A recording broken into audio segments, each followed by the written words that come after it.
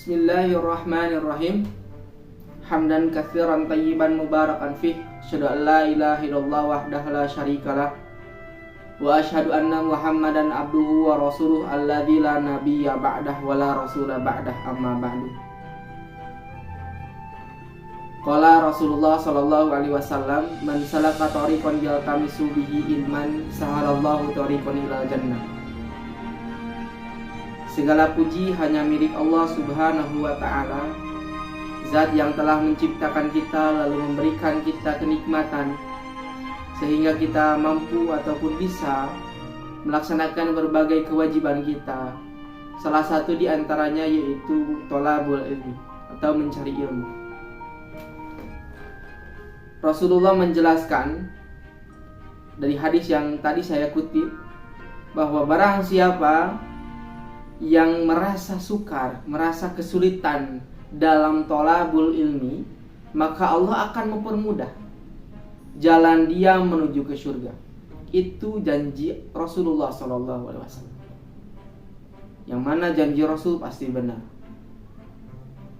Di zaman sekarang thalabul ilmi tidak hanya sebatas datang ke kelas, lalu kita duduk, lalu mendengarkan penjelasan-penjelasan dari guru kita. Tidak hanya seperti itu.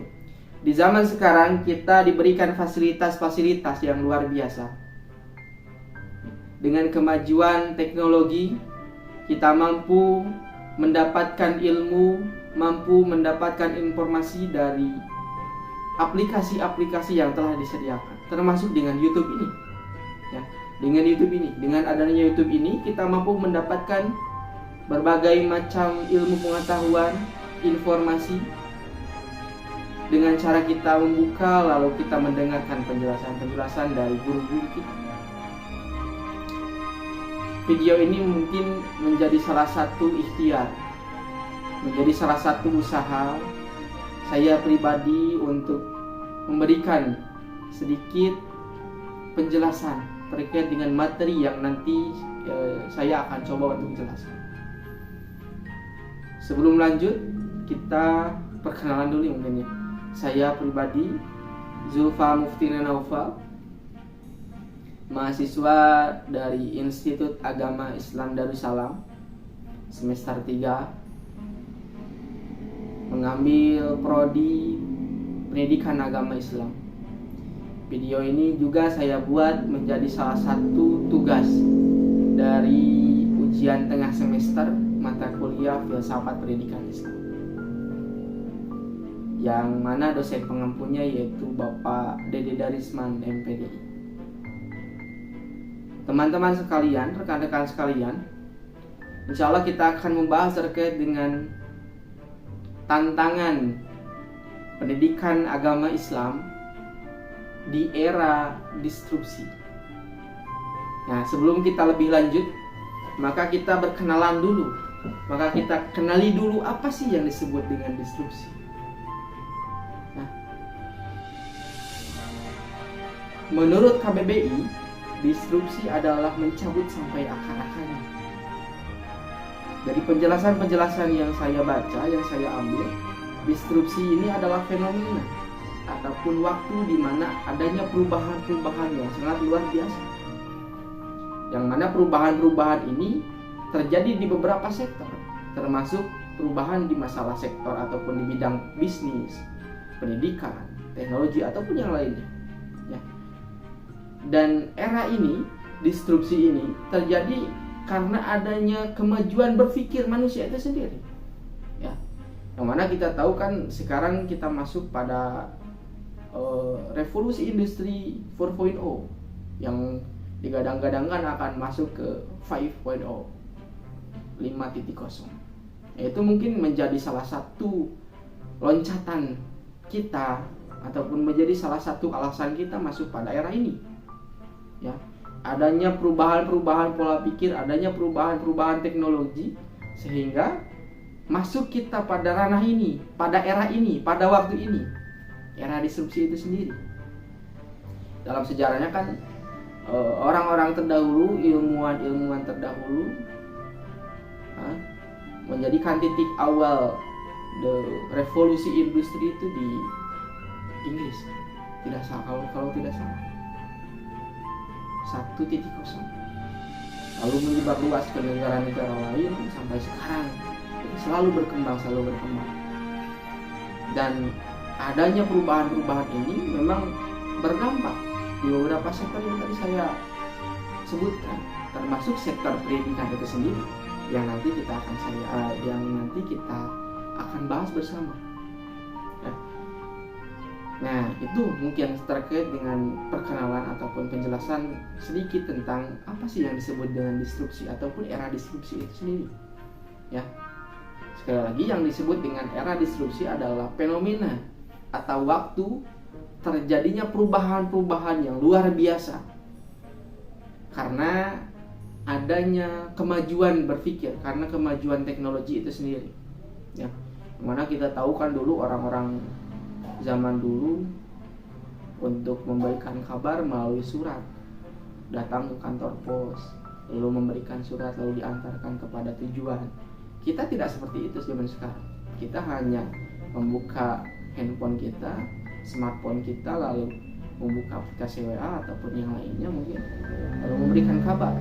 Nah, tidak hanya ataupun tidak memakan waktu berjam-jam, hanya beberapa detik pun kabar ataupun pesan kita sudah sampai ke tujuan kita. Gitu. Lalu kita beranjak pada apa sih yang disebut dengan pendidikan Islam itu sendiri. Dalam pendidikan Islam ataupun pendidikan dalam agama Islam diartikan sebagai tarbiyah. Ya. Ada beberapa penjelasan ataupun banyak orang-orang yang menjelaskan terkait dengan mengapa sih pendidikan itu dalam Islam diartikan sebagai tarbiyah. Kenapa tidak ta'lim? Kenapa tidak ta'dib? Yang mana kita tahu ta'lim kan mentransfer ilmu dari kata alama, ta'dib dari adab, mentransfer ataupun memberikan dorongan ataupun memberikan penanaman adab itu sendiri. Kenapa tarbiyah? Nah, ini mengacu pada firman Allah. Firman Allah yang menjelaskan bahwa kata tarbiyah itu dari kata robba yurobbi tarbiyatan, yaitu menjaga fitrah sebagai manusia, ya, menjaga keutuhan tujuan manusia itu sendiri, fitrah manusia itu sendiri, kesucian manusia itu sendiri. Maka pendidikan agama Islam atau pendidikan itu sendiri bagaimana kita menjaga manusia untuk menjadi ataupun untuk senantiasa ingat terhadap apa yang menjadi tujuannya, fitrahnya sebagai manusia seperti apa. Sebagai hamba, kalau dijelaskan dalam surat Ad-Dariyat ayat 56, sebagai khalifah dalam Al-Quran surat Al-Baqarah ayat 30. Nah, lalu kita sambungkan, apa sih yang menjadi tantangan ilmu pendidikan agama Islam di era disrupsi ini? Nah, ini kita tahu bahwa di era disrupsi ini kita diberikan fasilitas yang sangat luar biasa. Diberikan fasilitas sangat luar biasa. Tadi saya sebutkan di awal, kita tidak hanya bertolabul ilmi ataupun memberikan ilmu ataupun menerima ilmu dengan cara kita bertemu saja untuk zaman sekarang, di kelas ataupun di masjid ataupun yang lainnya. Tidak seperti itu saja, ya. Tapi kita mampu membuat video, membuat rekaman, lalu kita sebarkan kepada khalayak manusia, lalu mereka mendengarkannya. Itu termasuk bagian dari tolabul ilmi untuk zaman sekarang, ya. Bagaimana kita didorong zaman sekarang, guru-guru di Indonesia terkhususnya, bagaimana guru-guru itu mampu menggunakan teknologi, ya. Kita kan digadang-gadangkan akan masuk pada kurikulum Merdeka Belajar, yang mana Merdeka Belajar itu didorong para guru-guru mampu menggunakan teknologi untuk dalam proses belajar mengajar itu, KBM itu sendiri. Nah, para guru-guru itu harus memahami tentang teknologi itu sendiri. Kalaupun memang tidak paham, maka dalam prosesnya pun akan mandek. Nah, ini tantangannya. Bagaimana guru zaman sekarang terkadang ada saja yang memang mengabaikan tentang teknologi itu sendiri. Ya. Orang-orang yang mengabaikan teknologi, menurut saya pribadi itu agak keliru. Karena teknologi adalah sebuah dorongan, sebuah bantuan dalam proses belajar mengajar itu sendiri. Di masa-masa 2020 kita diberikan situasi qadarullah, diberikan pandemi, lalu kita dalam proses belajar mengajar KBM itu sendiri menggunakan teknologi kan, baik itu menggunakan Zoom, Google Meet atau Google Classroom. Itu termasuk bagian dari era disrupsi itu sendiri, perubahan-perubahan itu sendiri. Maka guru-guru, termasuk guru ilmu pendidikan agama Islam, didorong atau dipaksakan mungkin ya untuk paham seperti itu. Karena kalau memang tidak paham akan ketinggalan zaman. Ya, akan ketinggalan zaman. Maka itu. Ya.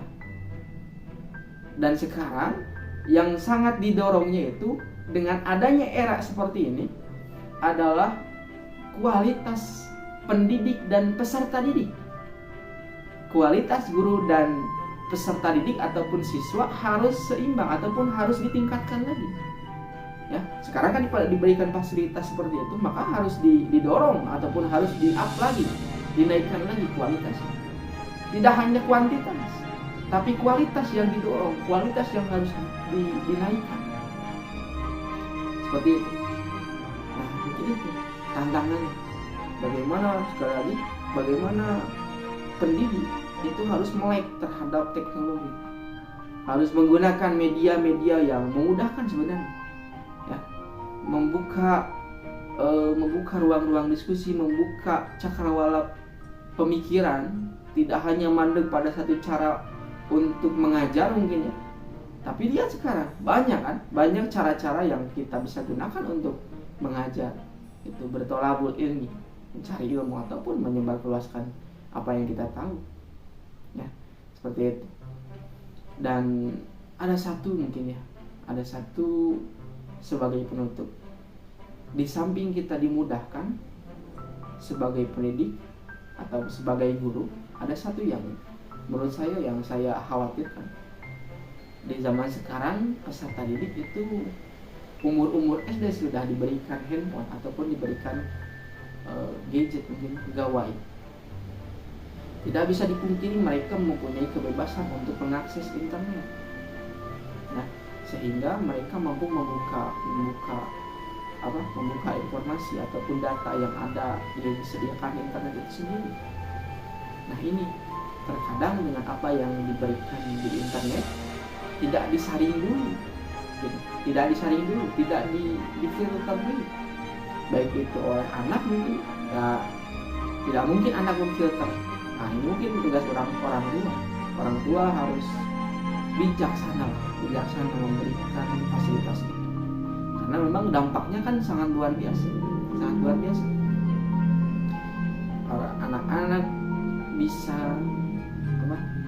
terjadinya bully ataupun terjadinya kejahatan remaja, bisa jadi karena adanya tontonan dari itu teknologi itu sendiri. Di samping tadi yang saya sebutkan manfaat-manfaatnya, ternyata ada yang harus kita perhatikan, ada negatifnya. Mungkin ini yang menjadi PR bagi kita selaku pendidik ataupun umumnya selaku manusia itu sendiri. Bagaimana cara kita menjaga fitrah manusia itu sendiri, bagaimana cara kita mengarahkan penggunaan HP itu sendiri supaya adab dan akhlak itu terjaga. Ya. Mungkin sekian dari apa yang saya paparkan. Mohon maaf atas kesalahan mungkinnya ataupun kekurangan datang dari diri saya pribadi. Kelebihan dan luar biasa datang dari Allah Subhanahu wa taala. Rabbana atina fid dunya hasanah wa fil akhirati hasanah wa qina adzabannar. Assalamualaikum warahmatullahi wabarakatuh.